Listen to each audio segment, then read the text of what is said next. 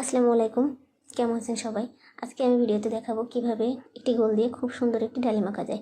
তো দেখুন, আমি প্রথমে খাতার উপর একটি গোল এঁকে নিয়েছিলাম। তারপর আমি মুখের জায়গাটা, বোটার জায়গাটা এবং নিচের ফুলের জায়গাটা এঁকে নিলাম। এটা খুব সহজ, আপনারা দেখেই আঁকতে পারবেন। তারপর আমি বোটা এবং পাতা এঁকে নিচ্ছি। দুটো পাতা আঁকবো আমি এখানে। পাতাগুলো আপনারা একটু চিকন লম্বা করে আঁকবেন, দেখতে বেশি ভালো লাগবে। তো দেখুন, আমার পুরো ডালিমের যে শেপটা ওটা কিন্তু আঁকা হয়ে গেছে। এখন আমি এখানে রঙের কাজে চলে যাব। তো দেখুন, রং করার জন্য আমি প্রথমে লাল রঙটা ব্যবহার করছি। ডালিমের চারপাশ দিয়ে আমি গাঢ় লাল রঙটা ব্যবহার করব এবং ডালিমের ভিতর দিয়ে কমলা এবং লালের শেড দিয়ে একটা রং তৈরি করব। তো দেখুন, আমি এখানে মাঝে মাঝে লাল রং এবং কমলা রং দিয়ে দুটো শেডের একটি সুন্দর রং আনার চেষ্টা করছি। আপনারাও ঠিক এভাবে দুটো শেড দিয়ে রং করার চেষ্টা করবেন, এতে দেখতে অনেক বেশি ভালো লাগবে। মাঝখানের যে জায়গা আমি মাঝখান দিয়ে দাগ দিয়ে দিচ্ছি। আপনি দেখুন, এভাবে আপনারা রং করবেন। পুরো একবার দিয়ে রং করতে করতে ভরাট করে ফেলবেন না, এতে দেখতে ভালো লাগবে না। আমি ডালিমের দুই পাশে একটু হালকা জায়গায় ফাঁকা রাখবো, যেন বোঝা যায় যে একটা আলো এসে পড়েছে ওই জায়গাটায়। এই কারণে জায়গাগুলো একটু ফাঁকা রাখবো। মাঝখান দিয়ে আমি প্রথমে দাগ দিয়ে নিয়েছি, এই কারণেই। তো দেখুন, আমি এখানে কিন্তু দুটো রং ব্যবহার করছি, লাল এবং কমলা। লাল দিচ্ছি, তার উপর আবার কমলা দিচ্ছি, যেন দুটো রং একসাথে মিলে সুন্দর একটি কালার আসে।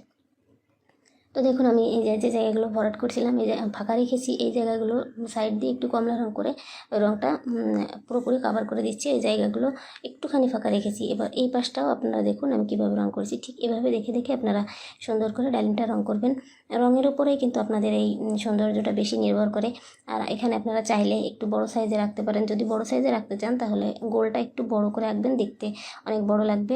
আর যদি একটু ছোটো আঁকতে চান তাহলে ছোটো এই গোল দিবেন, তাহলে দেখতে ছোটোই হবে। আর বাচ্চাদেরকে আঁকতে দেওয়ার জন্য সবসময় একটু ছোটো দেওয়াই ভালো। তার কারণ আপনারা যদি অনেক বড় দেন তাহলে ওদের রং করতে গিয়ে অনেক কষ্ট হয়ে যাবে, বেশি দেরি হবে আঁকতে।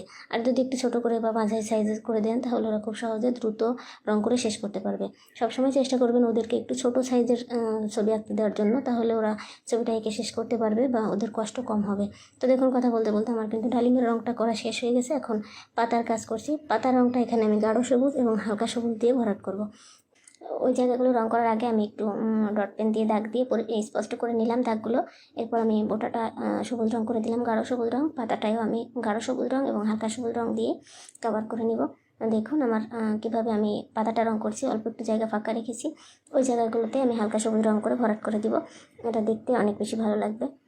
দেখুন, আমার এখানে কিন্তু পাতা রঙের কাজ প্রায় শেষের পথে। এখন আমি হালকা রংটা দিয়ে ফাঁকা জায়গাগুলো ভরাট করে দিচ্ছি। তো আপনারা এইভাবে চেষ্টা করলে খুব সহজেই একটি ডালিম অল্প সময়ের মধ্যে আঁকতে পারবেন। দেখুন, আমার কিন্তু ডালিম আঁকা প্রায় শেষের পথে। আশা করি আপনারা এভাবে ভিডিওটি দেখে দেখে দু একবার চেষ্টা করলে খুব সুন্দর একটি ডালিম আঁকবেন। ভালো থাকবেন, ধন্যবাদ।